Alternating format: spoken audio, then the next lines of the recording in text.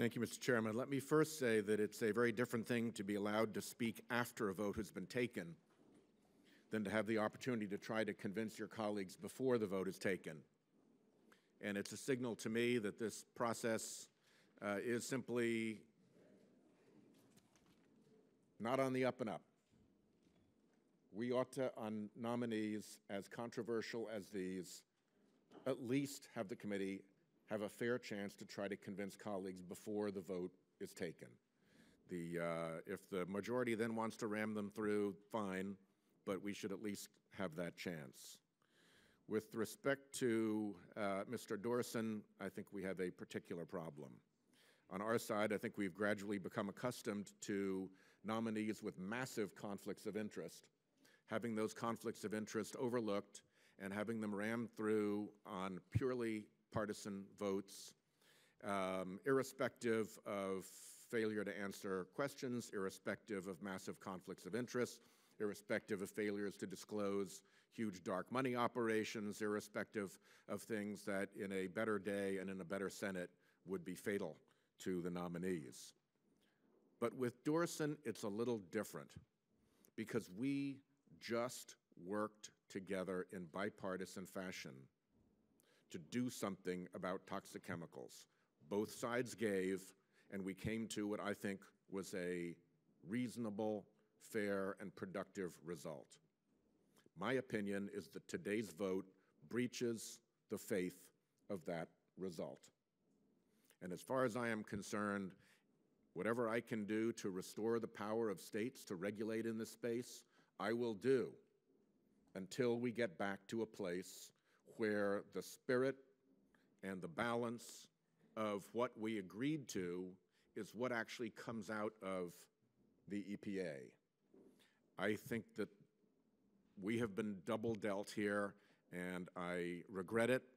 I think it is particularly inappropriate in the context of the recent bipartisan passage of TSCA. And if I could say one last thing that has to do with my home state. My home state wraps around Narragansett Bay. Narragansett Bay is an extraordinarily significant estuary to my home state. We have a Narragansett Bay estuary program that runs in my home state to try to make sure that we are taking good care of Narragansett Bay and that we understand what is happening in Narragansett Bay. There is a Narragansett Bay Estuary Program conference that was scheduled for Monday. We have participated with EPA scientists in this Narragansett Bay Estuary Program throughout. They have been important and valued parts of the work that has been done by the Narragansett Bay Estuary Program. At some time just shortly before the conference on Monday, the EPA scientists were instructed to stand down and forbidden to speak at the conference. Now, one thing is clear. They were going to have to talk about climate change. Climate change is affecting Narragansett Bay. Our mean winter water temperature is up 3 to 4 degrees. Our winter flounder fishery is shot.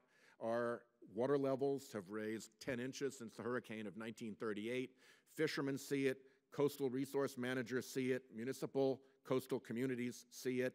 To overlook climate change in any conversation about Narragansett Bay would be preposterous. It is equally preposterous, in my view, to have an administration that silences and censors its scientists and refuses to let them participate in multi-state, federal-state partnerships because they will be obliged to have a talk about climate change.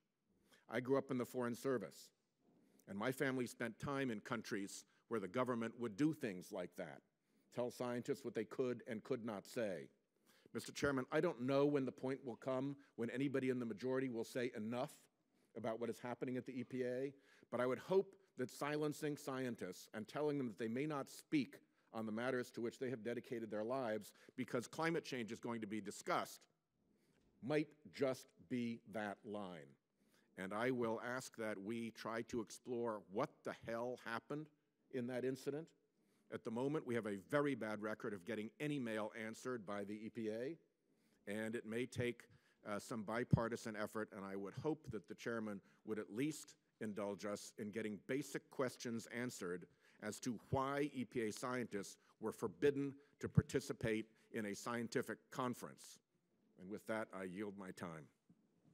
Thank you.